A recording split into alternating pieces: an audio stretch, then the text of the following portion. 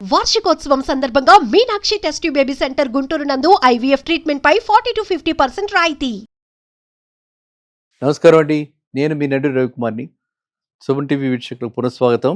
ఇవాళ చాలామంది నోట్లు రద్దు ఏవి 500 rupee note, 100 rupee note, 20 rupee note, 10 rupee note దాకా ఉన్నాయి. ఇప్పుడు అవన్నీ చలామణి అవుతున్న నోట్లు రద్దుట అండ్ బ్యాంకుల మూత. కొన్ని బ్యాంకులు మూసేస్తున్నారని, ఇట్లాగా ఏటీఎంలు కూడా క్లోజ్ చేసేస్తున్నారని, ఇలాంటి రూమర్స్ అన్నీ వస్తున్నాయి. దీని మీద మీ ఉద్దేశం, అభిప్రాయం ఏంటి చెప్పి అడగటం జరిగింది. అఫీషియల్గా ఇప్పటిదాకా ఎటువంటి కమ్యూనికేషన్ లేదండి. ఆర్బీఐ ఇట్లాంటివన్నీ కూడా మనకు ముందరగా ఇస్తూ ఉంటుంది. అట్లాంటిది కమ్యూనికేషన్ ఏమాత్రం కూడా లేదు. వీటి గురించి డిమానిటైజేషన్ గురించి కానీ, అంటే డిమానిటైజేషన్ అంటే నోట్లు రద్దు అంటే దాన్ని డిమానిటైజేషన్ అంటారన్నమాట. గతంలో మనకి 1000 రూపాయలు, 2000 రూపాయల నోట్లు ఎలా అయితే రద్దు చేశారో ఆ విధంగా నోటీస్ ఇచ్చి మనకి 500 రూపాయల నోట్లన్నీ కూడా మార్చుకునేందుకు కొంత టైం ఇచ్చి అలా చేసే అవకాశం ఉంది. అది మన సిబిఎన్ గారు మీ అందరికీ తెలుసు. ఆయన డిమాండ్స్లో అదొకటి ఉంది.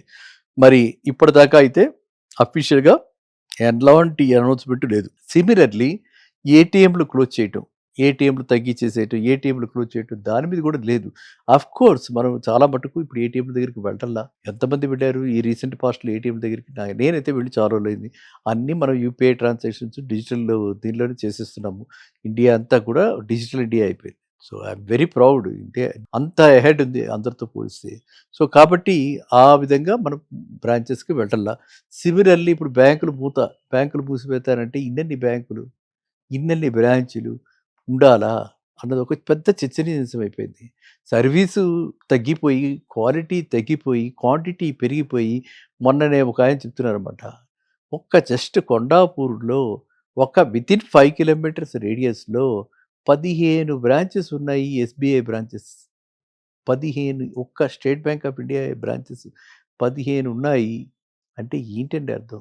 ఏ బ్రాంచ్కి వెళ్ళినా, ఎక్కడికి వెళ్ళినా ఒకటే కదా, అవే రూల్స్, అవే రెగ్యులేషన్స్.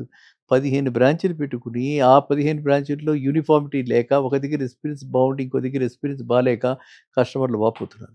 కాబట్టి ఆర్బీఐ మెగా బ్యాంకులు పెట్టాలని, మెగా బ్యాంక్ సైజ్ చేయాలని చెప్పి 3 బ్యాంకులు కలిపేసేసి ఎస్బీఐలోకి ఒక పెద్ద మెగా ఎస్బీఐ అయిపోతుంది. ఇప్పటికే పెద్ద బ్యాంకు ఇంకా మెగా ఎస్బీఐ అయిపోతుంది. గ్లోబల్గా కూడా మనం కంపీటింగ్ చేయడానికి అవకాశం ఉంటుందని చెప్పి ఆర్బీఐ అలాంటి సన్నాహాలు చేస్తోందని చెప్పి మనకి వినికిడే తప్ప ఇప్పటిదాకా అటువంటి అనౌన్స్మెంట్ ఏది రాలేదు, ఏ నిర్ణయం తీసుకోలేదు.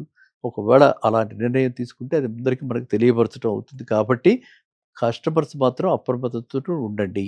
నెంబర్ 2 ఏంటంటే, మనకు ఎంత చెప్పినా సరే, ఏ సిస్టమ్ అయినా సరే, it is a human driven సిస్టమ్ని ముందు ఉండేది మనిషే. కాబట్టి మీకు ఎక్కడ సర్వీస్ బాగుంటే అక్కడికి మీరు వెళ్ళొచ్చు. కోర్ బ్యాంకింగ్ వచ్చేసింది, 1 బ్రాంచ్ కాన్సెప్ట్ వచ్చింది, 1 బ్యాంక్ 1 కస్టమర్ కాన్సెప్ట్ వచ్చింది.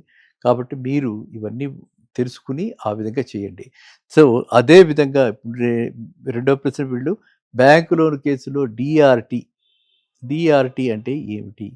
ఇప్పుడు డిఆర్టీ అంటే డెట్ రికవరీ ట్రిబ్యునల్. మీరు ఒక లోన్ తీసుకున్నారు, దానికి ఆ సెక్యూరిటీ ఉంటుంది. హౌసింగ్ లోన్ తీసుకుంటే హౌస్ సెక్యూరిటీ, కార్ లోన్ తీసుకుంటే కార్ సెక్యూరిటీ, అలా ప్రతి వాళ్ళకి కూడా సెక్యూరిటీ ఉంటుంది. ఆ సెక్యూరిటీస్ని మనం ఎన్ఫోర్స్ చేసేటప్పుడు, మనం సివిల్ కేసు వేసినప్పుడు బ్యాంకు వాళ్ళు డిఆర్టీ ద్వారా దాన్ని పర్సూ చేయడం జరుగుతుంది. సో డిఆర్టీ వాళ్ళు మనకి సఫిషియెంట్ టైం ఇస్తారు, పిలుస్తారు. మనం కట్టకపోతే ఎందుకు కట్టలేదని చెప్పి వస్తుంది. ఇవన్నీ ఆ పద్ధతిలో డిఆర్టీ అన్నది వచ్చిందనమాట. కాబట్టి మనం నేను గత వీడియోలో కూడా చెప్పడం జరిగింది. ఆ లెవెల్కి తీసుకొచ్చుకోకుండా, ఒకవేళ కట్టలేని పరిస్థితే వస్తే మనమే ఒక బయ్యర్ని ఐడెంటిఫై చేసి బ్రాంచ్కి వెళ్ళి నెగోషియేట్ చేసుకుని ఆ టైమ్స్లో అమ్మేసేసి మనమే అమ్మేసుకుంటుంటే ఆక్షన్ నోటీసులు, ఈ ఖర్చులు, డిఆర్టీ నోటీసులు, లాయర్లు, డిఆర్టీకి మళ్ళీ మనం రిప్రజెంట్ చేసుకోవటం ఇవన్నీ లేకుండా మీ అందరికీ స్మూత్గా జరిగిపోతుంది. కాబట్టి ఈ అడిగిన మనకి నేను ధన్యవాదాలు తెలుపుతూ, ఎందుకంటే డిఆర్టీ కూడా తెలియని వాళ్ళు ఉంటారు. అందుగురించి డెట్ రికవరీ ట్రిబ్యునల్ ఆ బ్యాంకులకి సహాయపడుతూ రికవరీ చేయడానికి వాళ్ళు ఈ ఒక కట్ ఆఫ్ డే పైకి ఉన్నవి అండ్ అవన్నీ కూడా ఎన్ఫోర్సబుల్ డాక్యుమెంట్స్ ఉన్నప్పుడు, అంటే సర్ఫేసీలో ఎన్ఫోర్స్ చేయలేకపోతే అటువంటివన్నీ కూడా డిఆర్టీకి పడతాయి కేసెస్.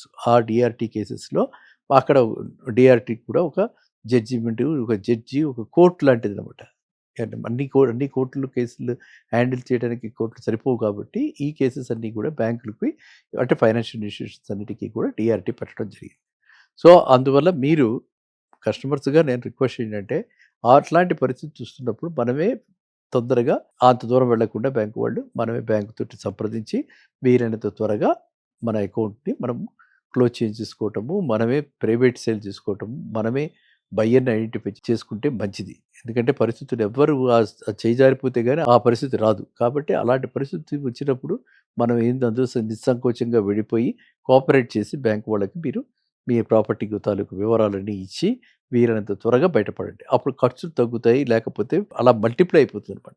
మరింతలు అవుతుంది అనమాట. అది ₹100 ఉంటే 100 కాదు 200, 300 మీటర్ రేటు తిరుగుతూనే ఉంటుంది. ఇంకా ఖర్చులు పెరుగుతూనే ఉంటాయి. ఆ ఖర్చులన్నీ కూడా బ్యాంకు వాళ్ళు మీ కస్టమర్ అకౌంట్‌కే వేస్తారు. కాబట్టి మనం ఎంతసేపు అయినా సరే ఒకటే అనుకోవాలి. అలాంటి పరిస్థితి రాకూడదు. అలాంటి పరిస్థితి వస్తే మనమే నిస్సంకోచంగా వెళ్ళిపోయి మనమే ప్రపోజల్ ఇచ్చి ప్రైవేట్ సైడ్‌లో క్లోజ్ చేసేసుకోండి. సో డిఆర్టీ అంటే మీకు అందరికీ అర్థమైందని అనుకుంటున్నాను. సో ఇట్లాంటి క్వెషన్స్ ఏమైనా ఉంటే మళ్ళీ మీరు కామెంట్ రూపంలో పెట్టొచ్చు. లేకపోతే ఈ ఛానల్ వాళ్ళకి రాస్తే మళ్ళీ కూడా నెక్స్ట్ రౌండ్‌లో అలాంటివి టేకప్ చేయడం జరుగుతుంది. ఓకేనా? మళ్ళీ కలుద్దాం నెక్స్ట్ వీడియోలో. నమస్కారం.